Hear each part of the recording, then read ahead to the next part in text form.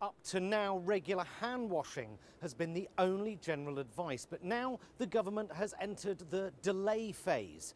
Earlier, I spoke to Chief Medical Officer Chris Whitty, who said this phase will involve asking members of the general public to do different things than they would normally do.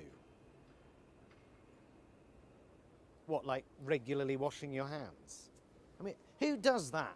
For God's sake, washing your hands? Maybe after I've gone for a shit. Maybe. But that's it. I'm a busy man. You know? But these days, oh, smell that. It's lovely. Speaking of taking a shit, stockpiling toilet roll. Really? Well, it's just not the first thing I'd think of, you know? I don't know, dog biscuits was the first thing that sprung to mind, oddly. The problem is, the minute I heard that loads of stupid, reactionary, clueless fuckwits were stockpiling fucking bog roll, my first thought was, stupid, reactionary, clueless fuckwits. And my second thought was, must buy loo roll. Lots of it.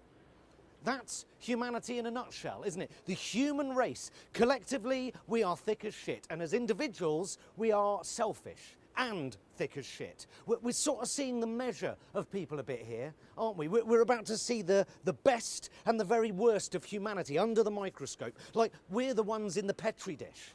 As the consequences of this pandemic begin to sink in, that everyone is going to be affected in some way. It's not the disease we should be scared of, but it's what it exposes. How thin the veneer is, how little control we have, how inept and frail our governments are, how our entire so-called civilization is a facade, how our global economy is merely a smokescreen for mass inequality and an inherent hierarchy where the rich are protected and the poor and vulnerable aren't. How close so many people are to the poverty line and the fringes of society without even knowing it. Look at what's happening.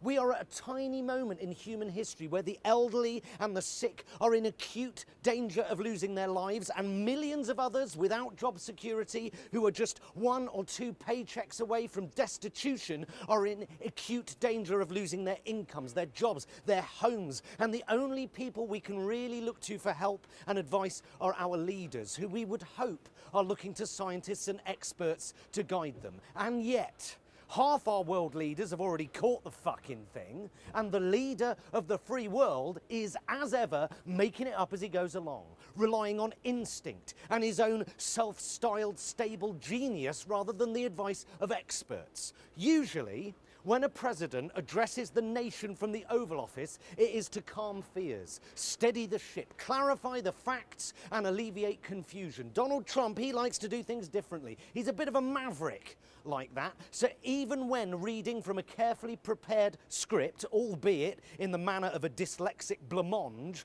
being forced to read the eulogy of someone he's never met after having taken a huge line of cocaine, but even with a script, he manages to say the opposite of what he means, contradict what he said only 24 hours earlier, i.e., actual quote, just stay calm, it will go away. Stoke fear, confuse the fuck out of everyone, insult and blame the whole thing on his allies, this foreign virus, and in trying to calm the markets, he manages to make them tank even further by implementing a containment policy that everyone on the planet knows will have no material effect whatsoever. And then he tops it off by suggesting the US has the most advanced healthcare in the world. Well, yeah, if you're fucking loaded. Whereas the truth is, this virus is about to expose the horror of the US health system in all its glory. Get ill and go bankrupt. It's the American dream, isn't it?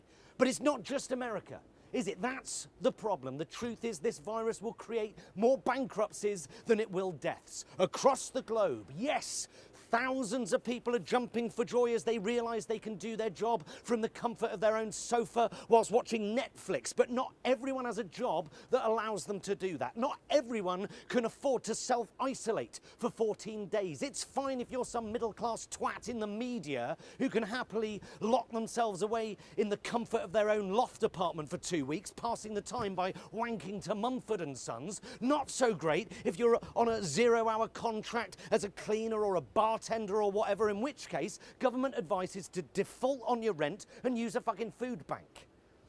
This is a real them and us moment, and only the well and the well-off will survive. Survival of the richest. 14 days of self-isolation. I love it. Going to be a lot of wanking going on. Hence all the loo roll.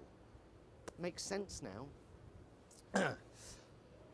Well, as the world prepares essentially to shut up shop, it feels more and more like we are on a war footing. How are businesses, small and large?